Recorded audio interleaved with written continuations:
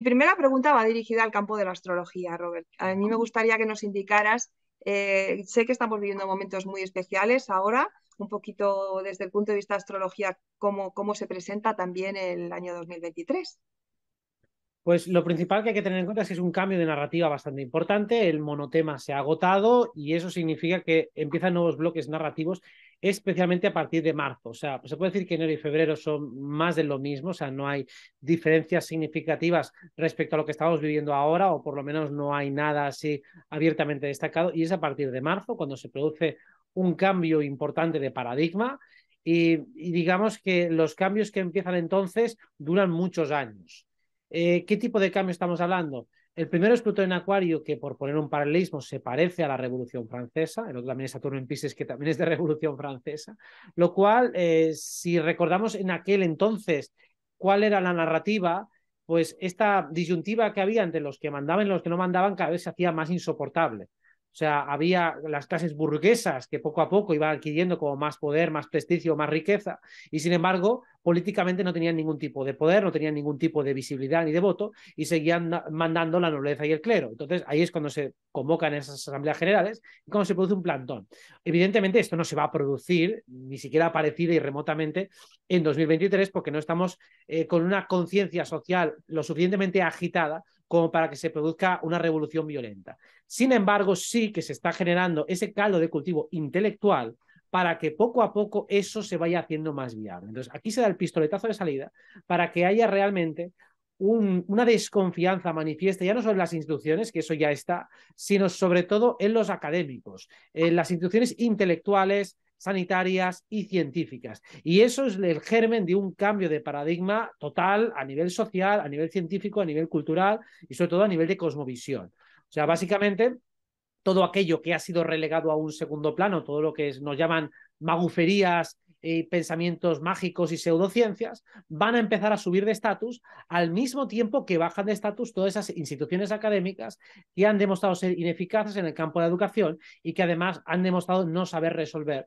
los problemas que se han presentado. O sea que básicamente, por poner el ítem más importante, este marzo de 2023 empieza un cambio de era a nivel intelectual y a nivel social y por lo tanto es algo que irá lentamente moviéndose, pero que vamos a ir viendo los efectos en 23, en 24, en 25 y culminando más o menos el 26, una gran revolución y cambio total de paradigma bastante suave, es decir, que quitando algún mes como abril, finales de abril, principios de mayo y algún hecho puntual, no debería ser un año muy bestia de eventos catastróficos, no apunta a eso, ni tampoco tan distópico como han sido esos años 20, 21 y 22.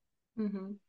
Sí, bueno, a mí me gustaría preguntarte, ya que has tocado pues todo la ciencia, educación, conciencia social, pues un poquito que nos señalaras, por ejemplo, vamos a empezar por la ciencia, que nos han dado unos añitos estos últimos, sobre todo, con una ciencia, pseudociencia un poquito invasiva, ¿no? En donde, bueno, pues el ser humano depende casi prácticamente de que algo de fuera le cure, le sane y tal, ¿no? ¿Qué nos recomendarías, ¿no? Desde el punto de vista científico, yo te he oído hablar a ti muchas veces de que somos energía, la parte emocional, en fin, una otra manera de abordar la ciencia. De hecho, Cuéntanos. el paradigma científico actual prácticamente implícitamente anula al individuo. O sea, el individuo se convierte en una masa de carne, de neuronas, de átomos, pero en definitiva lo que es la conciencia, lo que es el sujeto que finalmente está experimentando, está fuera de la ecuación. O sea, solo analiza lo objetivable, despreciando de una manera implícita y a veces incluso explícita la experiencia subjetiva. Incluso todo lo que es subjetivo pues, se considera un sesgo dentro de la investigación científica. Y de hecho nos damos cuenta de que toda esa subjetividad es apartada de un modo sistemático de todo abordaje o planteamiento académico. O sea, el sujeto queda fuera de la ecuación y eso significa que quedamos anulados como individuos implícitamente. Entonces, claro, ese paradigma es perverso porque poco a poco se nos va académicamente anulando hasta el punto de que tu opinión no vale absolutamente nada. Si no sabes de lo que hablas, pues entonces no hables. ¿Y tú quién eres? Aquí hay un papelito que dice que esto es verdad y da igual lo que digan tus sentidos o lo que diga tu experiencia. O sea, básicamente, y precisamente eso aplicado a la salud, significa que ¿cómo te vas a sanar tú? ¿O cómo te vas a enfermar tú? En todo caso, serán cosas de fuera las que te enferman y las que te sanan. Pero tú básicamente te conviertes en una especie de objeto pasivo. Ya ni siquiera eres un sujeto, sino eres un objeto. Eres una especie de máquina que tiene una actividad mental, y aparentemente todo va de manera mecánica, pero tú no eres nada. Entonces, claro, el cambio de paradigma realmente es de volver al individuo al centro de la ecuación. Porque ahora es el sistema en el que está en el centro, es la ciencia aséptica y aparentemente separada de individuos la que está en el centro, mientras que ellos, los contadores, los que mandan, ellos sí que son individuos.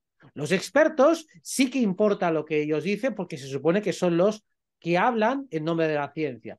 Lo mismo que en otro tiempo fueran los líderes religiosos, que eran los intermediarios con lo divino. Pues estamos exactamente en la misma posición que se estaba supuestamente en la Edad Media, donde la religión tenía unos intermediarios y estos hablaban en nombre de Dios o los faraones, y ahora tenemos nuestros propios faraones que son los que hablan en nombre de la ciencia, despojando a todo individuo que no forme parte de la comunidad a hacer observaciones o experimentación científicas válidas. Si no está avalado por la academia, tu experimentación científica, aunque sea perfectamente rigurosa y arroje resultados repetibles, refutables y demás, no sirve absolutamente un carajo. O sea, que no solamente no nos deja participación, sino que encima es miope la mirada, ¿no? Del campo. O sea, no está mirando la globalidad del campo, que realmente yo creo que nosotros somos seres espirituales, ¿no? Y emocionales. Yo te he oído hablar mucho de eso. Eso nos mueve la energía, ¿no? Eso ¿quién lo mira? ¿Quién lo contempla?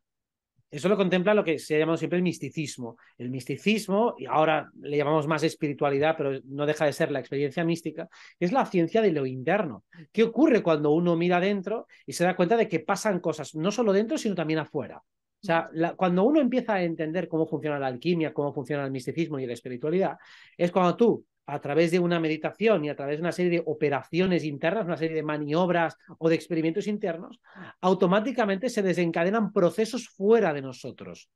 De repente recibes llamadas de personas, te da un aumento de trabajo o empiezan a suceder acontecimientos, lo cual te hace entender que hay una correlación directa entre el mundo interno y el mundo externo, con lo cual lo que nos han dicho de que solo importa lo objetivable no solo es mentira, sino que es un engaño. Es un engaño deliberado precisamente para anular nuestra capacidad creadora y nuestro poder personal. Porque si el poder personal empieza en uno mismo y no es simplemente las acciones que hago hacia afuera, aquellas que son medibles científicamente, sino las acciones invisibles que hago hacia adentro también afectan hacia afuera, ostras, entonces eso es un cambio de paradigma descomunal, porque me doy cuenta que yo siempre he tenido el poder y que incluso los sucesos externos pueden ser manipulables desde dentro. O sea, lo que me pasa afuera, en el caso de que, por ejemplo, sea hostil, puede ser mitigable o incluso esquivable si yo hago una serie de operaciones alquímicas de manera interna. Y Sí, luego como la manera... un cambio de percepción Sí, ante sí, lo que sí. acontece, ¿no? Es decir, si, por ejemplo, captas la energía de una agresión y eres capaz de transmutarla internamente, me la llevo, la asimilo, la transformo en otra cosa, la agresión por parte del otro acaba cesando o se acaba desviando o acaba siendo repelida por algún agente que ni siquiera tengo por qué ser yo. O sea, me sale un guardaespaldas que de repente vence a ese tipo o le pasa algo a esa persona y deja de hostigarte o simplemente es incapaz de llegar a tu campo energético. Es como se insulta en la distancia, un tipo te está insultando a 20 metros de distancia y luego está a 30, luego a 40 y al final ni lo oyes. Pues te das cuenta de que puedes interactuar con el mundo haciendo maniobras internas. O sea, todo el conocimiento interno, todo lo que es la espiritualidad, te lleva a comprender realmente cómo funciona este mundo. Y no tiene nada que ver con lo que nos han explicado. Muy interesante. La verdad es que, bueno, al principio cuando hemos estado hablando me decías que nosotros teníamos responsabilidad, libre albedrío. Es muy importante también conocer cómo funciona nuestra mente, ¿no? Cómo estamos, muchas veces vamos detrás de pensamientos, ideas que ni siquiera somos conscientes de que los estamos teniendo, ¿no? ¿Cómo desarrollarías, no sé si tú meditas o haces, cómo desarrollas esa capacidad de percibirte, de conocerte? Bueno, y de tomar las riendas de tu vida, ¿no? Bueno, primero siendo consciente de cuáles son los impulsos volitivos naturales. Es decir, al igual que el cuerpo tiene instintos, o sea, propensiones naturales que no controlas, la mente también tiene sus inercias y tiene sus mecánicas. Pero no todos tenemos las más inercias ni las más mecánicas. O sea, que tenemos una serie de flujos, una manera de razonar y de operar distinta. Entonces, lo primero que tienes que hacer es ir a favor de tu propensión natural. Y cuando vas a favor de esa propensión natural, es como si hay un influjo, hay un río, me subo a ese río, me monto en una canoa y entonces desde ahí puedo hacer otros movimientos. O sea, si mi mente siempre aparentemente, vamos a poner un ejemplo clásico, recuerda cosas que aparentemente son absurdas, bueno, tal vez esa capacidad asociativa me va a servir para algo. A lo mejor me sirve para ir a un concurso de televisión de esos de preguntas y respuestas, o a lo mejor me sirve para contar buenas anécdotas o para hacer buenos chistes. O sea, al final, cuando uno comprende y conoce el tipo de mente que tiene, empieza a manejarla. O sea, básicamente nos han enseñado, incluso muchas veces desde una perspectiva terapéutica, a reprimir lo que somos. O sea, controlar en el sentido de reprimir. Digo, no, controlar no es reprimir. Tú tienes que comprender qué tipo de vehículo es tu mente. ¿Es como una moto? ¿Es como un coche de carreras? ¿Es como un tráiler? O sea, ¿cómo funciona? Pues entonces aprende a manejarlo de acuerdo a lo que es. Si mi mente es muy secuencial en mi matemática, pues voy a potenciar esa capacidad secuencial en matemática. Si mi mente es muy poética, voy a potenciar esa capacidad poética. Lo que ocurre es que somos educados para reprimir lo que somos. Si soy muy poético, me dirán, tienes que bajar los pies a la tierra.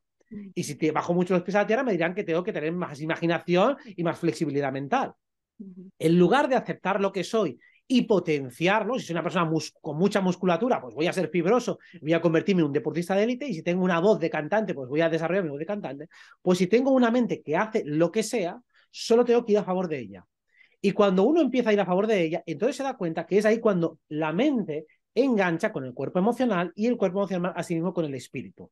Ahí es cuando empieza la espiritualidad. Cuando los diferentes cuerpos, lo físico, lo mental, lo emocional, empiezan a establecer vínculos armoniosos, uno se da cuenta de que está constantemente conectado con un universo lleno de significado. O sea, recibe mensajes. Y de hecho esos mensajes se confunden con los pensamientos. ¿Por qué? Porque la información que nos llega a través de los otros canales cognitivos, a través del mundo invisible, llega más fácilmente cuando estamos en flow, cuando estamos fluyendo, cuando estamos cómodos en nuestra vida. O sea, todo el mundo es extremadamente intuitivo si está feliz y está absorto en una actividad que le llena. Todos somos, yo hemos experimentado, esa sensación de las ideas me vienen una detrás de otra. Solo hace falta que lo estemos pasando bien, que nos apetezca lo que estamos haciendo, y entonces nuestra mente funciona perfectamente. Normalmente no funciona así porque no estamos colocados donde nos corresponde.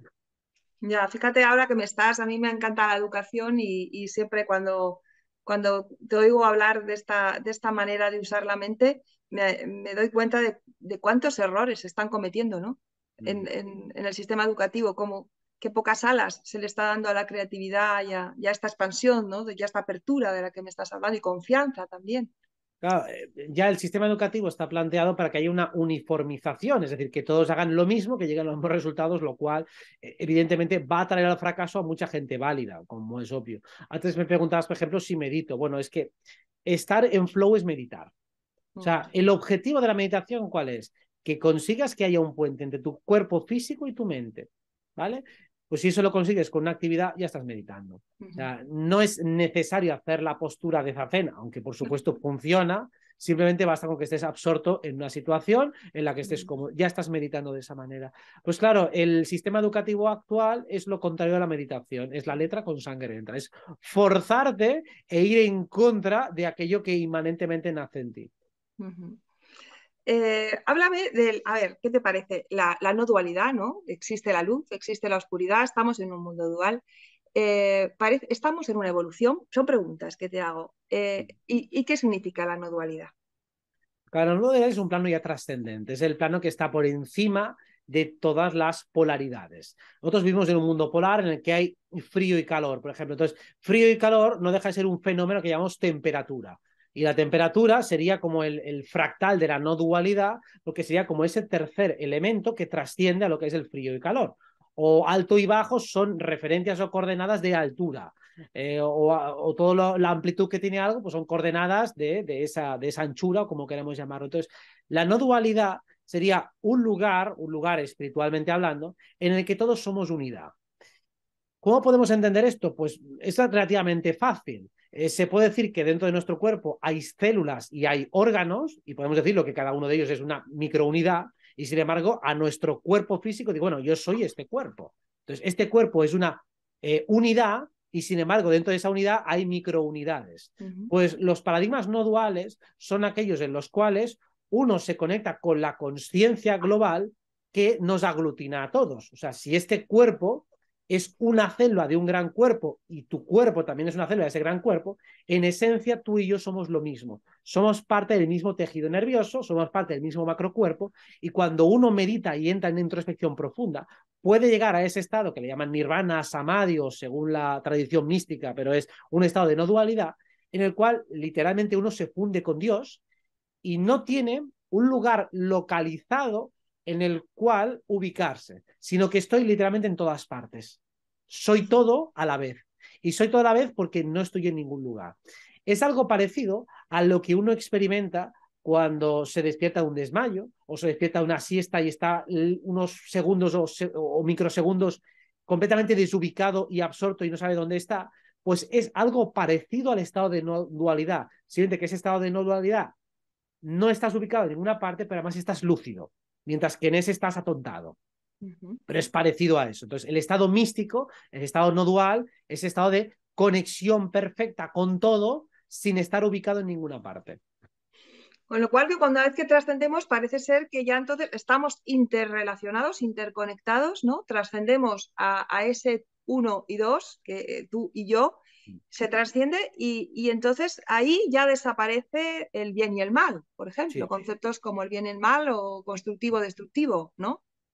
Ya Estos es un... conceptos tienen sentido aquí, en este plano de dualidad, en el cual tenemos un cuerpo que es dual. O sea, el cuerpo está lleno de dualidades porque están hombres y mujeres, porque tenemos, además, nuestra mente tiene diferentes hemisferios, el cuerpo tiene diferentes hemisferios, o sea, hay una parte masculina y otra femenina. Esos son dualidades y vivimos en un plano en el cual hay cosas que nos generan placer y otras que nos generan dolor. Entonces, vivimos en un plano dual o experimentamos algo dual porque estamos ubicados en un individuo, somos una unidad de consciencia y como unidad de consciencia tenemos unos límites. O sea, este cuerpo es finito, o sea, se acaba, se atraviesa o toco la pared es una cosa y yo soy otra. Claro, el plano no dual sería cuando me introduzco en lo que es la conciencia que observa a mi mente, esa conciencia que está ahí quieta, parada, porque decir, uy, mi mente va hoy muy no sé qué, o va muy... Bueno, pues, ¿quién es el que observa mi mente? El que me da cuenta que tengo la mente muy agitada o que tengo la mente muy tranquila. Bueno, pues eso es la conciencia testigo. Cuando uno empieza a observar a la conciencia testigo, llega a ese plano de no dualidad y se da cuenta de que todas esas categorías intelectuales son en realidad ilusorias o son ficticias. Son funcionales aquí abajo, entonces en este plano relativo son funcionales, pero realmente son ficticias. Es parecido a si yo estoy jugando un videojuego y te digo, con este botón se salta, con este botón se pega, con otro se dispara. Bueno, eso es una verdad relativa en todo el juego, pero yo no estoy ni saltando, ni disparando, ni haciendo nada. Simplemente estoy jugando un videojuego y el personaje del juego tiene unas micro reglas dentro de ese micromundo. Pues básicamente nuestro mundo es dual, como lo es el videojuego, pero lo que auténticamente somos es el personaje que está detrás jugando el videojuego o experimentando el videojuego. Entonces, eso es un poco la metáfora de lo que es la espiritualidad. Esto es un cuerpo que está dirigido desde otra parte y que está en conexión permanente con esta otra parte. Llamamos espiritualidad a tomar conciencia de este fenómeno, a experimentarlo y, por lo tanto, a establecer una conexión directa, consciente e íntima con el jugador que está en el otro lado. Y ahora, en este momento en el que estamos como seres humanos, estamos en un tránsito de evolución. ¿Piensas, por ejemplo, que la compasión y el amor son buenos compañeros en este viaje? ¿O qué consejos nos darías? Hombre, desde luego, ahora y siempre, o sea, siempre son necesarios como telón de fondo, por así decirlo. Por lo menos desde mi punto de vista, ¿cuál es el enfoque ideal para sostener lo que llamamos no dualidad? La no dualidad tiene que ser un telón de fondo. O sea, que nunca olvidemos la perspectiva de que esto es un juego. Que siempre sepamos que cuando hago daño al otro me estoy haciendo daño a mí mismo. Que sé que todo al final, todas las fichas del tablero vuelven otra vez a la misma caja una vez que se acaba el juego, ¿no? O sea, es darme cuenta de que esto es una experiencia espiritual, que esto es una experiencia energética, que no lo olvide nunca. Ahora bien, cuando estoy jugando en el juego de la vida, pues juego al juego de la vida. Simplemente que no olvido jamás de dónde vengo, quién soy realmente y para qué estoy aquí. Que no olvide nunca que esto es una simulación, que esto es realmente una experiencia mística y que simplemente, como es un juego, juguemos con las reglas del juego, pero no olvidemos esto. Eso significa que como fondo siempre hay una compasión, siempre si tienes que defenderte vas a intentar hacer la mínima fuerza imprescindible para poder defenderte y siempre vas a calibrar para que sea la mínima justa y necesaria y si puedes evitarlo pues vas a utilizar alguna herramienta de no violenta. O sea, eso siempre va a estar y solo vas a pelear en plan agresivo cuando no quede más remedio, cuando auténticamente no haya más remedio. Pero si alguna vez has dicho, bueno, esta vez no había más remedio, bueno, pues que la próxima haya más remedio. Que yo haya desarrollado más herramientas y más estrategias para no tener que dañar a otros. Cuando eso se comprende, porque está como telón de fondo, ya va a ser un leitmotiv en tu vida. Entonces, cada vez vas a ir reduciendo gradualmente el daño que accidentalmente haces al otro o que voluntariamente haces al otro, porque sabes que en el fondo te lo haces a ti mismo y no quieres que se dé esa experiencia. Así que solo vas a dar las hostias justas y necesarias para evitar un daño mayor. Sí, luego por otro lado también pienso que si está todo interrelacionado, ¿no? Y el mal y el bien después una vez trascendido no existen, pues estos seres que aparentemente ahora están en el mal, bueno, pues darle siempre la oportunidad al cambio, ¿no? Naturalmente, es decir, siempre la primera posición que se establece cuando tienes un contacto con lo que llamamos oscuridad, porque es una polaridad al fin y al cabo teñida de grises, pero pongamos que estamos con un ser oscuro, que lo podemos ver incluso en mundos astrales y demás, la primera opción es traerlo a la luz, es tratar de transmitirle y transferirle esa experiencia para que venga a la luz, o incluso para que reduzca el nivel de hostilidad, de agresividad que tiene mecanizado y tiene interiorizado. Vamos a intentar reducirlo. Y por supuesto, la compasión de decir, vaya putada tener que estar del lado de la oscuridad, porque es difícil, porque es ingrato y porque al final te lleva a tener que experimentar en carne propia todo el daño que has generado. O sea, que sabes lo que le espera. Entonces, claro, digo, cuanto más haces, peor. Cuanto más daño provoca, más vas a tener que luego vivirlo en consecuencia. Con lo Esta es cual, la lo ley que de causa y efecto, o ley de karma, como dicen en algunas tradiciones, ¿no? exacto, sí, exactamente, es literalmente eso. Entonces, claro, le compadeces porque dices, hostia, deja de liarla porque es que es peor para ti. Entonces intentas disuadirle de que intenta hacerte daño porque es que si no, digo, vale, aunque no te la devuelva yo, te la devolverá otro.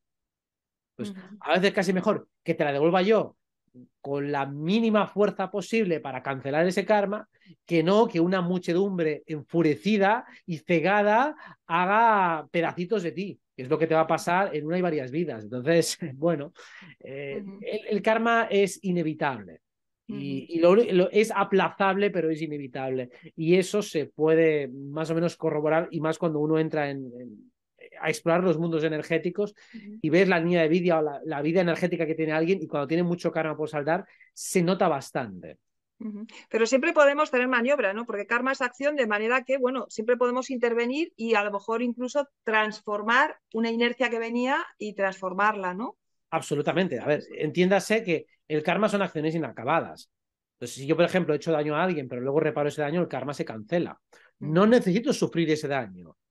Lo que necesito es completar la acción. Esa acción está incompleta. Si yo te doy un bofetón y me desentiendo de que te he hecho daño, entonces yo voy a recibir ese bofetón o voy a tener que repararlo. Entonces, una persona que, por ejemplo, tiene mucho karma acumulado, bueno, pues que intente hacer buenas acciones, que intente ponerse en el lugar de los demás, que intente tener una visión más completa, y aseguro que va a disolver todo el karma pendiente en el caso de que lo haya. Entonces, aparte que también hay karma positivo, que ya damos por sentado que es negativo, pero cuando uno hace muchas buenas acciones, también luego las recibe en consecuencia. Entonces, también hay karma positivo. Cuando uno se desentiende un poco del resultado bueno que has generado, bueno, pues estás sembrando y luego vas a recoger. Y eso sucede. Y acaba sucediendo más tarde que pronto, pero hay más pronto que tarde, perdón. Pero en todo caso, lo que decíamos es eso, que es importante tener en cuenta que si todos somos unidad, todos tenemos que vivir la experiencia completa. Y una experiencia inacabada es la que te genera ese karma que luego te va a rebotar como un boomerang. Entonces, no merece la pena portarse mal porque lo acabas pagando muy rápidamente. Sí, desarrollar también la compasión y la paciencia. Una cosa que a mí me da mucha curiosidad cuando te oigo hablar de los viajes astrales, bueno, me gustaría que nos contaras algo concreto que nos fuera útil de todo lo que tú descubres en estos viajes astrales. Claro, lo más interesante es comprender la existencia de otros planos, poder ver que efectivamente ese mundo espiritual existe, poder corroborar que los chakras existen, poder corroborar que existe un sistema de parasitación en el otro lado, que ese sistema está afectando directamente aquí. También allí puedes corroborar que lo que nosotros decimos y manifestamos tiene consecuencias directas en la realidad. O sea, podemos ver esa ley de correspondencia que decíamos antes, ¿no? De lo que pasa dentro afecta a lo que pasa afuera. Y también algo que se puede comprobar en el astral de una manera bastante directa es que somos un campo energético toroidal que nos acompaña constantemente. O sea, es un poco como la metáfora del caracol, ¿no? El caracol lleva la casa a cuestas. Nosotros llevamos un campo energético a cuestas todo el rato. Es como una burbuja en la que vivimos. Eso en el astral uno se puede dar cuenta de que allá donde va arrastra una burbuja. Pero es que aquí sucede exactamente igual. Nuestro campo energético lo llevamos a rastras todo el rato. Entonces, ¿para qué me sirve el astral? Para entender cómo funciona este mundo. ¿Por qué? Porque ahí voy a poder ver este mismo mundo, pero amplificado, amplificado en potencia. Ahí puedo comprobar de manera mucho más rápida cómo funciona el karma. Claro, puedo hablar del karma aquí, porque allí lo compruebas de una manera mucho más rápida y directa. Allí también puedes comprobar cómo funciona la sanación energética, cómo funcionan los desvíos que se generan cuando tú decretas algo de una manera, vamos a decirlo, inarmónica, ¿no? Puedes comprender fácilmente la existencia de otro mundo y con ese otro mundo tienes más elementos de juicio para comprender este mundo en el que vivimos. Así que por una ley de fractalidad y de analogía, el que comprende el astral, comprende el mental y comprende el físico. O sea que como todos los planos son correlativos, aprender en un plano más me ayuda a ver puntos ciegos que a veces no llego desde la evaluación intelectual o desde el mundo físico. ¿Y te encuentras con seres de más luz o seres también más inferiores en el sentido, ¿no? De todo Ahí, tipo. Todo sí, tipo. de todo tipo. Claro, ya el hecho de poder encontrarte seres inteligentes que no son humanos en un plano astral ya es interesante por sí solo. Sí, sí, Porque claro. quieres interesarte por cómo es su psicología, cuáles son sus hábitos, qué te dicen. La mayoría te das cuenta de que no son más inteligentes que nosotros. Entiéndase que en el plano astral lo que gobierna son las emociones, son El corazón. pulsiones. Exacto. Y no solo el corazón en el sentido bonito de la palabra, sino todo el sistema emocional, o sea, que incluye también emociones negativas. Entiéndase que a veces podemos el corazón como algo más positivo, más luminoso, pero meterte una hostia de corazón, pues ahí también serviría perfectamente, con lo cual no es sustancialmente positivo en el sentido moral que conocemos aquí. Pero desde luego es el sistema emocional el dominante en el plano astral, en tanto que la mente queda subordinada, exactamente al revés de lo que pasa aquí. Cuando estamos en ese plano astral, pues tenemos conversaciones con otras entidades, pero las conversaciones son un poco extrañas, porque cuesta mucho retener la información de lo que te dicen, todo a veces pasa muy deprisa, nos conectamos más a través de sensaciones, ahí las sensaciones se amplifican muchísimo si algo me da buena espina o mala espina, o sea, es tremendamente interesante desarrollar mucho el sentido sensitivo cuando estamos allí, porque a veces, por ejemplo, aparece una entidad con la cara de un ser querido o conocido y dices, este no es. ¿Por qué? Porque captas la energía. Y a veces incluso te aparece un ser querido con otro aspecto y lo reconoces. Digo, este es mi hermano. Y viene con otro aspecto. Digo, sí, sí, pero yo sabía que era mi hermano. Cosa que te puede pasar en un sueño, por ejemplo, ¿no? Te aparece una persona conocida con aspecto de otra, pero tú sabes perfectamente de quién estás hablando. O sea, las sensaciones mandan y prevalecen sobre el aspecto físico o sobre la valoración conceptual que tú haces. Así que el astral te ayuda a comprender mejor cómo funciona tu sistema emocional. Y claro, el sistema emocional normalmente es lo que llamamos inconsciente y es algo que nos cuesta mucho analizar y ver. Tenemos sensaciones que no sabemos bien cómo descifrar. Digo, ¿cómo definirías internamente el miedo? Bueno, es como una especie de presión por aquí. ¿Y la alegría qué es? No sé, pues como una especie de cosquilleo que va por todo el cuerpo y como que se expande. Pero es difícil. Y sin embargo lo reconocemos. Pues bueno, el astral ayuda todavía a afinar más nuestro sistema sensitivo, hasta el punto que podemos entonces captar la energía de los seres aquí en vigilia. O sea, que puedo captar la energía de una persona y de otra mucho más fácilmente porque ese sentido se ha agudizado en las experiencias astrales. Y cuando captas la energía de un ser, ¿cómo calificarías los diferentes tipos de energía? Pues es muy parecido a como lo calificas aquí, ¿no? Cuando alguien te hace sentir bien o te hace sentir mal, te sientes cómoda, te sientes incómoda, ahí es exactamente igual, pero a super velocidad.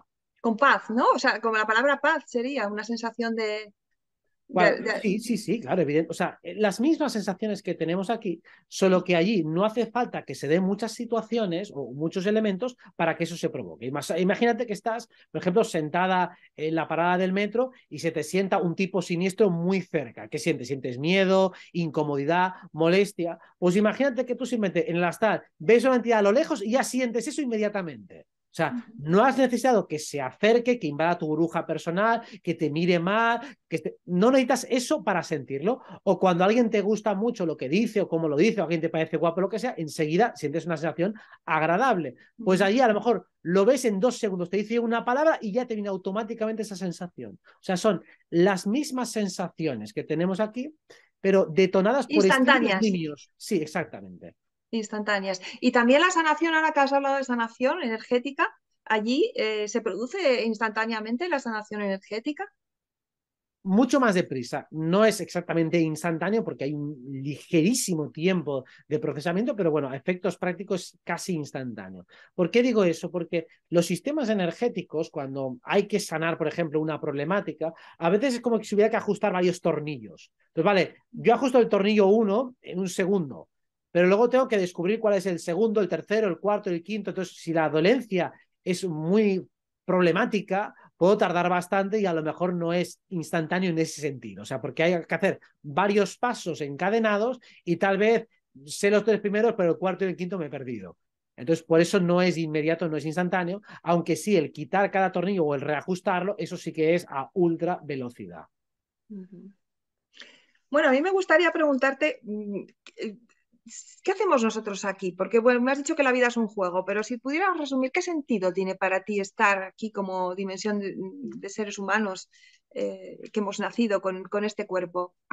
Por un Bueno, lado, entiéndase, demos un par de pasos atrás, estamos en esa mente divina no dual, lo soy absolutamente todo y vivo en una paz eterna. La eternidad es muy larga. Entonces, a la eternidad, a una mente universal, tiene un cierto interés en ver cosas, en hacer cosas. Y digamos que empiezan las primeras emanaciones de la fuente. Las primeras emanaciones de lo divino es, empiezas a crear mundos, empiezas a crear seres y empieza la primera dualidad. manifestaciones, ¿no? De la Exacto. conciencia. O sea, creo algo y de la fuente nace algo, de Dios nace algo, un poco lo que relatan todas las cosmovisiones antiguas, ¿no? Algo nace de la nada. Aquí la ciencia intenta explicarlo con el Big Bang, pero te va a decir, bueno, ¿y qué había antes del Big Bang? Bueno, pues Dios, es lo mismo. Es decir, lo que quieren decir es que de la nada sale algo, o sea, de la no dualidad sale una dualidad y empieza y se empieza a desplegar una materia, una energía. Entonces, nosotros somos el resultado de múltiples desdoblamientos de múltiples seres que se han ido desdoblando y han ido creando mundos, han ido creando esferas de conciencia, han ido creando universos. Y nosotros somos el resultado final de muchísimos desdoblamientos, de muchísimas creaciones, y por lo tanto, si vamos tirando de esa cadena monádica original, de la partícula original a la que venimos, somos el resultado de muchísimos desdoblamientos. Y de ahí es donde nosotros surgimos. ¿Y cuál es el objetivo de la experiencia? Pues depende del ser. Claro, ¿de qué monada vienes? Tu misión es dar amor, vienes como exploradora, vienes a resolver una problemática, vienes a aprender, vienes a enseñar. No existe un propósito unívoco para todos. Lo que sí que además, y además aquí entras en un ser humano que ya tiene una codificación genética, ya tiene además, entra en un sistema familiar, tiene una codificación astrológica, o sea que el avatar ya viene programado. Así que lo que tú eres en definitiva viene a interactuar con muchísimas variables que están dentro de ese juego. Entonces, ¿a qué vienes? Pues depende de cada individuo. En general, se puede decir que a experimentar, como lo más común que tenemos en todos, es experimentar, venimos a vivir la experiencia. Y luego, dentro de vivir la experiencia, unos la vienen a jugar para aprender, otros para enseñar, otros para jugar en la sombra, otros para jugar en la luz, otros para ser neutros, otros para trascender, otros para comer macarrones, otro para pelearse, otro para tener relaciones sexuales. Cada uno viene un poco a lo que tiene. Para eso miramos también la astrología, un poco a qué ha venido cada uno. Y es un juego que es interesante para disfrutar más de la experiencia. La muerte, algo que nos asusta mucho y con lo que nos están metiendo muchísimo miedo. Háblanos, no hay muerte, estamos en el infinito, Claro. manifestados desde el infinito. Cuéntanos, ¿qué piensas? Bueno, la muerte existe desde el plano del que se queda vivo. Es decir, claro, el ser que acaba de fallecer, yo ya no puedo hablar con su avatar como hablaba antes. Entonces, claro, eso es la muerte. O sea, la muerte tiene sentido para el que se queda aquí. Para el otro solo es un cambio de cuerpo. La muerte es como dormirse, o sea, es literalmente lo mismo.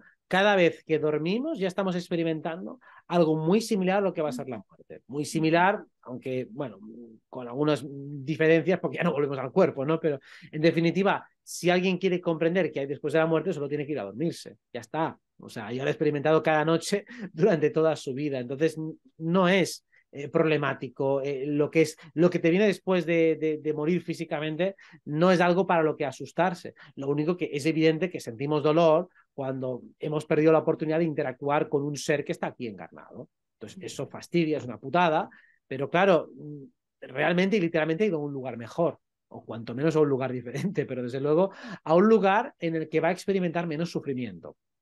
Porque de planos jodidos, este es uno de los peores porque tiene un altísimo nivel de dificultad. Y precisamente el altísimo nivel de dificultad está contenido en este adoctrinamiento que hemos recibido del que hablábamos al principio. O sea, precisamente el hecho de que no tengamos una cultura ni de lo que es la vida ni de lo que es la muerte hace que suframos más.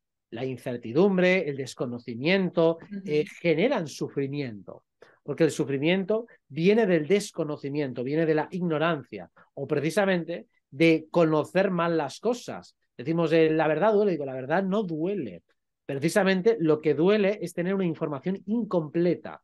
La O sea, tienes confusión. datos reales mal enlazados y llegas a una conclusión incompleta y eso es lo que te hace sufrir. Sí, sí, no, y la confusión que estamos viviendo ahora que ya no sabemos ni por dónde poner la cabeza. Bueno, pues es muy fácil la premisa. Si estás sufriendo es porque tu información está incompleta. La conclusión está equivocada, seguro, 100%. Porque si no, no podía estar sufriendo. Es imposible, es incompatible.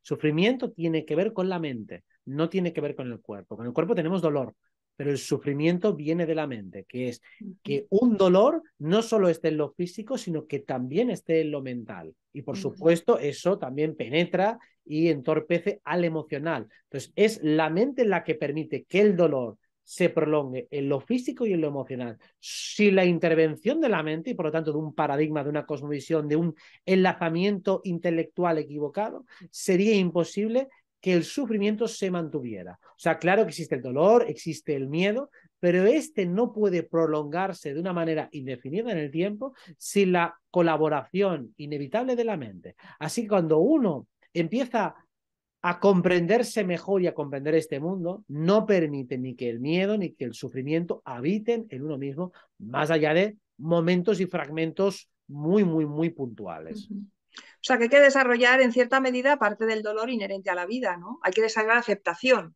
Sí, a ese dolor para no estar luchando contra lo que no se puede luchar, por ejemplo, ¿no? Cosa... es evidente que lo que llamamos dolor, por ejemplo, en lo físico, es inevitable y es un sistema de protección. Es decir, ¿por qué me duele si me pincha? Para que me aparte, porque se está dañando un tejido. Pues tengo un sistema nervioso que me alerta. Entonces, quiero que esté ese dolor. Por supuesto que quiero que esté precisamente para que me avise si me estoy quemando o me puedo hacer daño o lo que sea. Entonces, tiene una finalidad puramente defensiva y protectiva. Ahora bien, no voy a regodearme en ese dolor ni lo voy a potenciar y voy a hacer aquello que me ayude a eliminarlo. Y también me sirve como contraste para el placer. Porque tengo hambre, pues para luego tener el impulso de ir a comer. O porque tengo sed para que luego tenga ese impulso de ir a beber, porque si no mi sistema se iría deteriorando. Tanto que este cuerpo tiene necesidades, necesita darme algún tipo de aviso para que yo me movilice. Lo mismo decimos, es que el cuerpo enferma y estoy enfermo. Y bueno, es que cuando tu cuerpo se relaja, empieza a desarrollar mecanismos de mantenimiento, lo que llamamos enfermedad. ¿Por qué es tan habitual enfermar justo después de una jornada larguísima de trabajo o cuando tomas unas vacaciones o justo después de un fin de semana que ha sido de máxima relajación? Digo, bueno, precisamente porque cuando estoy en máxima tensión no permito a mi cuerpo que se relaje. Le estoy diciendo, oye, que estamos en pelea, mi cuerpo está en peligro, tengo que estar en máxima tensión. Pero en el momento en que yo me relajo, todos los mecanismos de mantenimiento se ponen en marcha. Cuando uno empieza a tomarse pastillitas y mierdas, lo único que está haciendo es impedir que se produzca ese proceso de sanación. Y cuando eso se interrumpe, entonces cuando el cuerpo se deteriora todavía más y más y más. Sí, Así porque que además, básicamente... aparte de la intoxicación que te producen los fármacos, o sea, te inhabilita y además te intoxica, ¿no? Exacto, o sea, es que es peor el remedio que la enfermedad, es literalmente así. Así Sí. que, por supuesto, te va intoxicando, el fármaco te va anulando todavía más y cada vez es más difícil que se produzca la reparación y la verdadera sanación. Cuando lo dices que prácticamente, por no decir el 100% de las enfermedades requieren reposo y la mayoría simplemente con auténtico y verdadero reposo se sanan, la gente no te va a creer. Dice, no puede ser. Digo, sí, verdadero reposo. El problema es que te va a costar mucho calmar tu mente, te va a costar mucho calmar tu sistema emocional, te va a costar mucho calmar tu cuerpo, pero realmente es así. Y tu cuerpo al final se acabará regenerando. Cuando lo consigas, verás que cualquier problemática que tengas de salud se tiene que corregir de manera natural. Luego, con el soporte de vitaminas, complementos, terapias y demás, por supuesto que lo vas a completar. Pero simplemente aprendiendo a comprender el lenguaje de tu cuerpo, de tu mente, de tu sistema emocional, vas a sanar cualquier cosa. Qué bien. Bueno, ya pues para terminar me gustaría dejarte un espacio para que tú me hablaras, bueno, transmitieras lo que quisieras libremente a la audiencia que vaya a ver esta entrevista. Para mí el mensaje más importante para el ser humano de esta era es el reconocimiento de la soberanía. Yo parto de la idea de que no estamos estropeados, sino que funcionamos bien, que nuestra manera de ser, nuestra personalidad es perfecta. Y de hecho prácticamente todos los paradigmas intentan corregir nuestra manera inmanente de ser. Si eres tímido, te dice que tienes que ser extrovertido. Si eres extrovertido, tienes que aprender a controlarte. Si eres muy rápido y vigoroso, te dice que eres hiperactivo. Y si eres muy tranquilo y muy reflexivo, te dice que tienes déficit de atención. Vamos a hacerlo al revés. Digo, ¿y si realmente funcionamos bien? ¿Y si estamos perfectamente diseñados? ¿Y si no estamos estropeados de base, sino que simplemente no hemos llegado a conectar con lo que es nuestra verdadera función? Si uno es reflexivo, será que ha venido aquí a reflexionar. Si uno es extrovertido, ha venido a establecer conexiones con otras personas. Si una persona es muy apasionada, será porque viene a transmitir pasión. Y si una persona es muy intelectual, será porque ha venido a trabajar en el mundo de las ideas. Cuando uno se conoce a sí mismo y se acepta a sí mismo sin intentar luchar contra lo que uno es y simplemente aprende a pulir lo que uno es, a no dejarse llevar únicamente ciegamente por los instintos ni ciegamente por mis propensiones, sino simplemente a llegar a una armonización entre lo que soy instintivamente, mentalmente y emocionalmente, entonces alcanzamos la paz y no solo eso, sino la verdadera singularización. Somos nosotros mismos, nos diferenciamos del resto sin ninguna vanidad, pero con la máxima dignidad, y entonces hacemos verdaderas aportaciones a la comunidad humana en la que vivimos.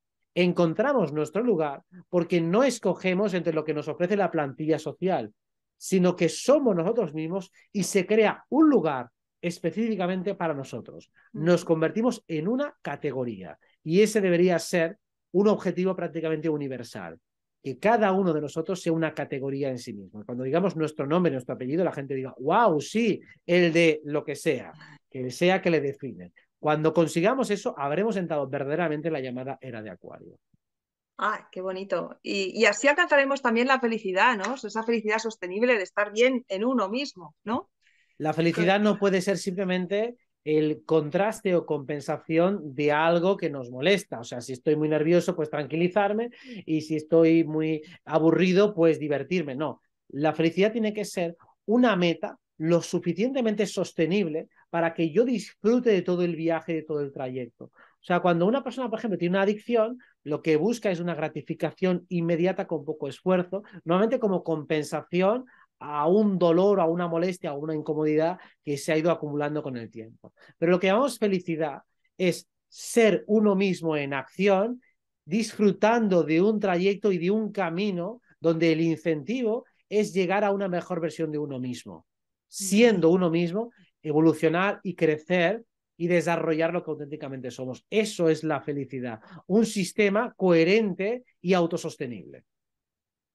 Bueno, pues Robert, me quedo con esta confianza en nuestro potencial individual y te agradezco muchísimo la entrevista que nos has dado y todo lo que nos estás aportando. Sé que tienes muchísimo trabajo, yo creo que vamos a dejarlo aquí, si te parece, por una cuestión para que lo vean más número de gente posible, el mayor número posible. Y nada, pues una alegría y cuando quieras, aquí estamos y volvemos a encontrarnos. Muchísimas gracias por todo lo que haces y por esta magnífica entrevista. Me he estado muy cómodo contigo. Muchas gracias, Robert.